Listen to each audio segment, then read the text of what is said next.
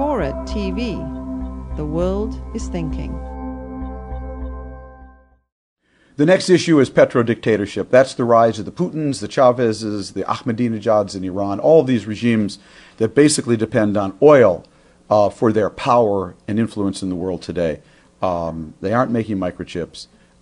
They've gotten strong purely on the back of $150 barrel oil. Now, what I did was, to illustrate the implications of this, I created this graph. It started on the back of an envelope, actually.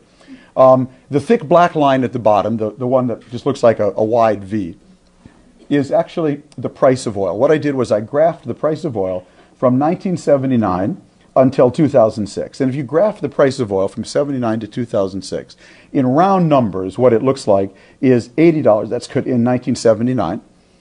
Falls down to, excuse me, $16 in 1995, and goes back to $80 in 2005. It's not totally up to date. So it goes from $80 to, it actually goes down to $10, close to $10 in 1991. 1991. What happened in 1991? Oh, the Soviet Union collapsed in 1990. Oh, must have been an accident. So down to $10 in 1991, and then back to $80 in 2005. Then what I did is I went to Freedom House, and I got the Freedom House Freedom Index for 4 countries. Freedom House does a freedom index. They measure free and fair elections held, new political parties opened or closed, newspapers and magazines started or closed, NGOs and women's groups begun.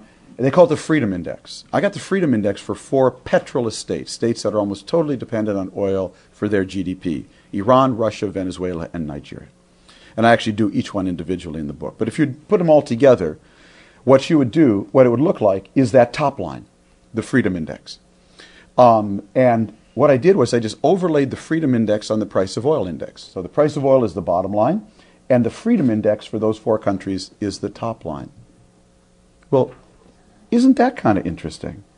That looks like the price of oil and the pace of freedom operate in an inverse correlation in petrolist states, states dependent on oil for their GDP. As the price of oil went down, the pace of freedom went up.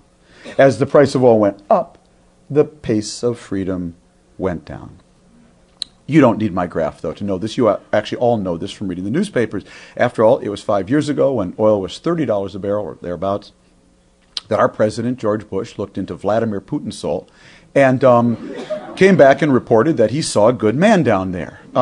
If you look in Putin's soul today, you will see Gazprom, Lukos, Izvestia, Pravda, the Russian parliament, and lately Georgia, all of which he has devoured courtesy of $147 barrel oil at its peak. When oil was $15 a barrel, exactly $15 a barrel, Iran elected Mohammad Khatami as its president. He called for a dialogue of civilizations. At $75 a barrel, the day he was elected, Iran elected Ahmadinejad, and he says the Holocaust is a myth. I have a corollary to I call this graph the first law of petropolitics. The price of oil and the pace of freedom operate in an inverse correlation. I have a corollary to the first law of petropolitics, and it says that the Holocaust is never a myth at $15 a barrel. It's only a myth at $75 a barrel or above. Okay.